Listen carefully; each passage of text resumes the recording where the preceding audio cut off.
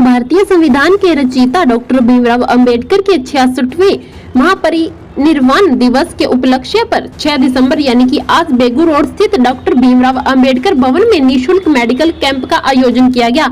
इस कार्यक्रम में मुख्य अतिथि के रूप में सिरसा की सांसद सुनीता दुग्गल ने शिरकत की, जबकि कार्यक्रम की अध्यक्षता पूर्व मंत्री चौधरी बागीराम ने की और संस्था के सचिव बाबूलाल कनिष्ठ अभियंता भी मौके पर मौजूद रहे। और इसी कार्यक्रम के दौरान बेगमपुरा टीम द्वारा डॉक्टर भीमराव अंबेडकर के जीवन एवं संघर्ष पर आधारित प्रस्तुत किए जाने वाले हर एक कार्यक्रम विशेष रूप से आकर्षण का केंद्र भी बने रहे। आज हम सब यहाँ पर बाबा साहब का परिनिर्वाण दिवस मनाने के लिए उपस्थित हुए हैं। सबसे पहले तो जैसे हमारे पूर्व मंत्री जी ने कहा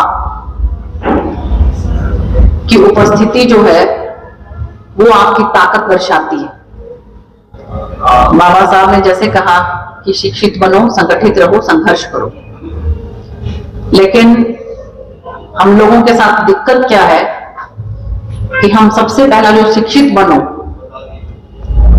उसमें हम थोड़ा सफल होने लगे। लेकिन शिक्षित होते ही क्या होता है, शिक्षित होते ही जैसे आप कोई ना कोई ओहदा, कोई ना कोई पद पा जाते हो तो उसके बाद इतनी हवा ले जाते हो कि आगे संगठित और संघर्ष वो सब गौण हो जाता है। अभी शायद हंसराज जी या आप लोगों के समक्ष अपनी बात रखते हुए कह रहे थे कि हमें ऐसी जगह से चुनाव लड़ने चाहिए जो रिजर्व सीट ना हो। इस तरह की संख्या बल के आधार पे क्या आप हिम्मत कर सकते हैं?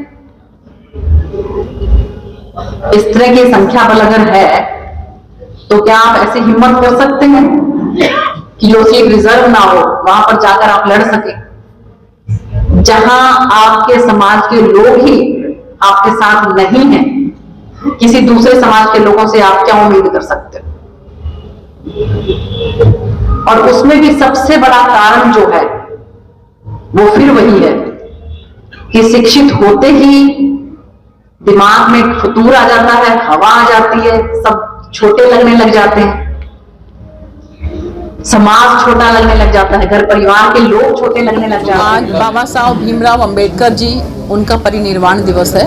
उसके उपलक्ष्य में अंबेडकर सभा जो है सिरसा की, उन्होंने ये कार्यक्रम आयोजित किया है। सबसे पहले तो मैं उनको इस बात के लिए बहुत बहुत साधुवाद देना चाहती हूँ कि उन्होंने बाबा साहब को याद किया और उस बाबा साहब को याद करने की वजह से पूरा सिरसा जो जिला है आज वो बाबा साहब को याद कर रहे हैं। तो हम सब लोग मिलकर यहाँ पर बाबा साहब का परिनिर्वाण दिवस जो है वो मना रहे हैं। और इसके साथ साथ और भी बहुत से कार्यक्रम मेरे जो है वो सिरसा जिले के थे। धनूर में बाबा भूमन शाह जी का डेरा है, वहाँ पर बाबा वर्धावा जी हैं, उनका आज 44वां सालाना मेला जो है, उर्स जो है वहाँ उन्होंने लगा रखा था। और उसमें वहाँ पर उन्होंने बच्चों के लिए जो है वहाँ पर उन्होंने जो खेल कूद की प्रतियोगिता थी वो चला रखी थी। तो मुझे बहुत इस बात की भी खुशी है कि एक धार्मिक के साथ साथ बच्चों के अंदर जो है वो जागृति आए उस बात को लेकर। जो उन्होंने वहाँ पर खेल कूद की जो प्रतियोगिता है, जो कुश्ती प्रतियोगिता है, वो वहाँ पर उन्होंने उसका आयोजन वहाँ पर किया हुआ था। तो इस तरह से ही यहाँ पर भी मेडिकल कैंप का भी आयोजन किया गया है बाबा साहब के परिनिर्वाण दिवस के उपलक्ष्य में।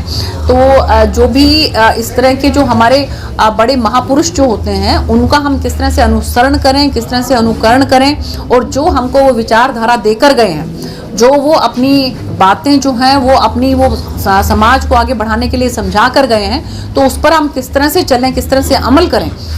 जो इस तरह के आयोजन होते हैं वो इस बात को आगे लेकर चलते हैं। मुझे लगता है कि इस तरह के आयोजन होते रहने चाहिए। मेरा पहली बार ये मौका है यहाँ पर बाबा साहब भीमराव अंबेडकर की ये जो यहाँ पर ये सभा जो बना रखी है इसमें आने का, और इसमें मुझे बहुत सी समस्याओं के बारे में भी अवगत करवाया गया है। तो जो मुझे मांग पत्र दिया जाएगा उसका प्रशासन को बोलकर, एडमिनिस्ट्रेशन को बोलकर हम कैसे समाधान कर सकते हैं, इसकी भी मेरी पूरी कोशिश रहेगी। कि जहां आपको महसूस होता है कि यहाँ पर नहीं है, आपको वहां पर पिन पॉइंट करना चाहिए। यार किसी की जिम्मेवारी है इसमें, हमें सिर्फ मीन में निकाला या टीका टिप्पणी करने की बजाय जहां कहीं पर भी ऐसा दिखता है उसमें हमें कहना चाहिए। और मुझे नहीं लगता कि कहने के बाद जो एडमिनिस्ट्रेशन जो है वहां पर ना लगाए वो फोटो को।